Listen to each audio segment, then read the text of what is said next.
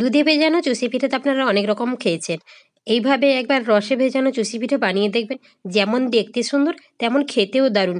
মুখে দিলেই একদম মিলিয়ে যাবে। এটা বানানোও খুব সহজ আর খুব বেশি উপকরণও লাগে না, একদম ঝরঝরে চুষি পিঠে বানানো যায়। তো চলুন, যারা মিষ্টি খেতে পছন্দ করেন তারা কিন্তু এই রেসিপিটা একবার হলেও ট্রাই করে দেখতে পারেন। কত সুন্দর ঝরঝরে একদম চুষি পিঠা বানাবো। তো চলুন রেসিপিটা শুরু করি। আজকে আমি চাল দিয়ে চুষি পিঠাটা বানাচ্ছি না, বানাচ্ছি আমি সুজি দিয়ে। এখানে আমি এই ছোটো কাপ মেপে 2 কাপ সুজি নিয়েছি। আমি এখানে প্যাকেট সুজিটা নিয়েছি, আপনারা খোলা সুজিটাও নিতে পারেন। সুজিটাকে মিক্সিতে একটু গুঁড়ো করে নেব। এদিকে কড়াইটা বসিয়ে দিয়েছি।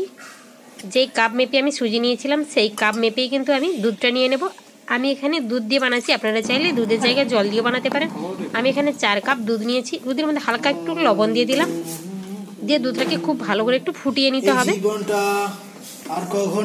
দুধটা আমার খুব ভালো মতো ফুটে উঠেছে। এবার আমি গুঁড়ো করে রাখা সুজিটাকে দিয়ে দেবো। সুজিটাকে এক হাতে দেবো আর খুন্তি দিয়ে নাড়তে থাকতে হবে, নাহলে সুজিটা দলা পেকে যাবে, তখন কিন্তু ডোটা আর মসৃণ হবে না। এইভাবে সুজিটাকে অল্প অল্প দিতে হবে আর নাড়তে হবে, তবে কিন্তু সুন্দর একটা ডো তৈরি হবে। খুব ভালো করে মিশিয়ে নিতে হবে। আর এখান থেকে একটা খুব সুন্দর আঠালো আঠালো ডো তৈরি হবে। আঁচটাকে লো টু মিডিয়ামে রেখে হালকাভাবে এভাবে নাড়াচাড়া করে নিলে 5 মিনিটের মধ্যেই কিন্তু খুব সুন্দর একটা ডো তৈরি হয়ে যাচ্ছে। এটাকে আমি নামিয়ে ঠান্ডা করে নেব। খুব বেশি ঠান্ডা করব না, হালকা ঠান্ডা করে নেব। এটাকে আমি তুলে নিলাম কড়াই থেকে। যারা বানাতে পারেন না চুষি পিঠা, আমার এই রেসিপিটা ফলো করবেন, দেখবেন তারাও খুব সুন্দরভাবে বানাতে পারবেন। উষ্ণ গরম আছে, একটু ঘি নিয়ে নিলাম। ঘি দিয়ে ভালো করে ঠেসে ঠেসে মেখে নেব। আপনারা ঘিয়ের পরিবর্তে সাদা তেলও ব্যবহার করতে পারেন। খুব মসৃণভাবে একটা ডো তৈরি করে নিতে হবে। ডোটা আমার তৈরি হয়ে গেছে। এখানে আমি একটু চালের গুঁড়ো নিয়ে নিচ্ছি। আপনারা চালের গুঁড়ো না থাকলে ময়দার গুঁড়ো ছিটিয়ে নিতে পারেন। চালের গুঁড়োটাকে পুরো চাকতিতে ভালো করে ছড়িয়ে নিয়েছি। এবার আমি এখান থেকে একটু লেচি কেটে নিয়েছি, দেবে এভাবে একদম লম্বা লম্বা সরু সরু করে নিয়েছি। এখান থেকে ছোট ছোট টুকরো করে নেব। অনেকে কাঁচি দিয়ে কেটে নেয়, আপনারা সেটাও করতে পারেন। আমার কাছে এটা সহজ মনে হলো, সেই জন্য আমি এই পদ্ধতিটা ফলো করছি। একদম ছোট ছোট করে কেটে নিতে হবে। দেখুন কতটা ছোট ছোট করে কেটে নিচ্ছি আমি। একসঙ্গে পুরোটা হবে না, অল্প অল্প করে কেটে নিতে হবে আর বাকিটাকে ঢেকে রাখতে হবে। দিয়ে এইভাবে করে বানিয়ে নিতে হবে। দেখুন কীভাবে বানাচ্ছি সেটাও আপনাদের দেখিয়ে দিচ্ছি। হাতের তালুর মাঝখানটা রেখে একটু ঘষলেই কিন্তু সুন্দরভাবে তৈরি হয়ে যাচ্ছে। দেখুন কত সুন্দর। এভাবে করে বানিয়ে নিতে হবে। আমি সবগুলোকে বানিয়ে নিচ্ছি। এই রেসিপিটা বানাতে একটু সময় লাগে, কিন্তু খেতে দারুণ লাগে। ভালো জিনিস খেতে হলে একটু সময়ই দিতে হয়। এভাবে করে সবগুলোকে আমি বানিয়ে নিচ্ছি। দেখুন কত সুন্দর। আমি ছোট ছোট করছি, আপনারা চাইলে এর থেকে বড়ও করে নিতে পারেন। আপনারা যেমন পছন্দ করবেন সেইভাবে বানিয়ে নিতে হবে। এটা একটু ছোটোই বেশি ভালো লাগে, সেই জন্য আমি একইভাবে বানিয়ে নিলাম।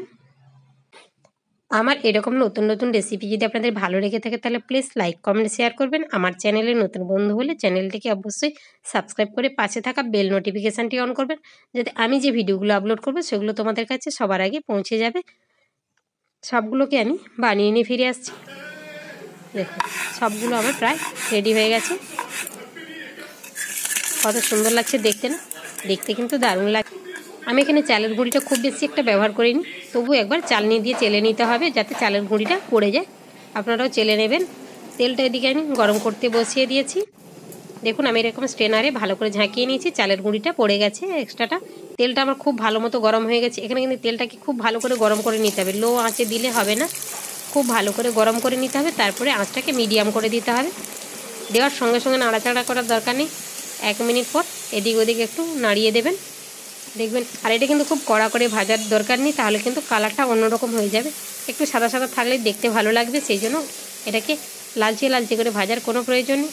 আমি দেখাচ্ছি কিভাবে ভাজতে হবে। একটু উল্টে পাল্টে নেবেন, একটু হালকা কালার ধরলেই তুলে নিতে হবে। দেখুন কত সুন্দর। একদম লাল লাল করা যাবে না, এটা সাদা সাদা দেখতে বেশি ভালো লাগে আর খেতেও তো দারুণ লাগে। দেখুন ভাজার পরে কিন্তু এটা এমনিই খাওয়া যায়। কত সুন্দর লাগছে দেখতে। সবগুলোকে আমি একইভাবে ভেজে তুলে নেব। আর বাকিগুলোকে আমি দিয়ে দিচ্ছি। একটু তেলটা ঝাড়িয়ে নিলেই ভালো হয়, এভাবে একটু ঝাঁকিয়ে নিলে তেলটা পড়ে যায়। আওয়াজটা শুনে বুঝতেই পারছেন হালকা মুচমুচে হয়েছে, খুব বেশি মুচমুচে হয়নি। বাকিগুলোকে আমি একইভাবে তেলের মধ্যে দিয়ে ভেজে তুলে নেব। এগুলো ভাজার পর কিন্তু দেখতে দারুণ লাগছে।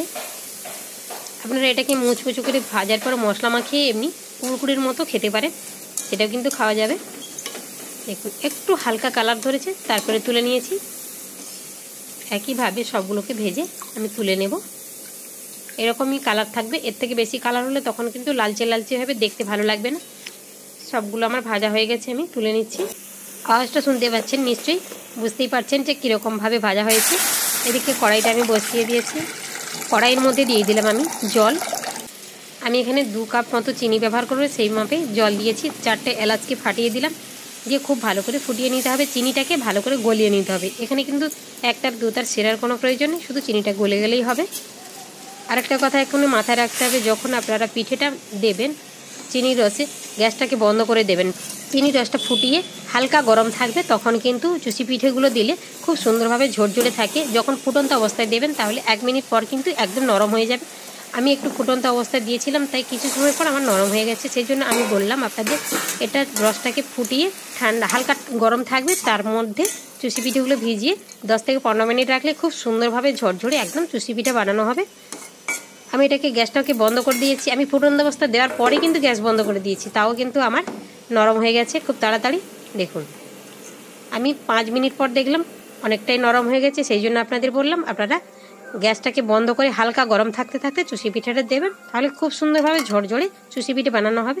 দেখা হবে আবারও কোনো দিন, আবারও কোনো নতুন রেসিপি নিয়ে। ভালো থাকুন, সুস্থ থাকুন।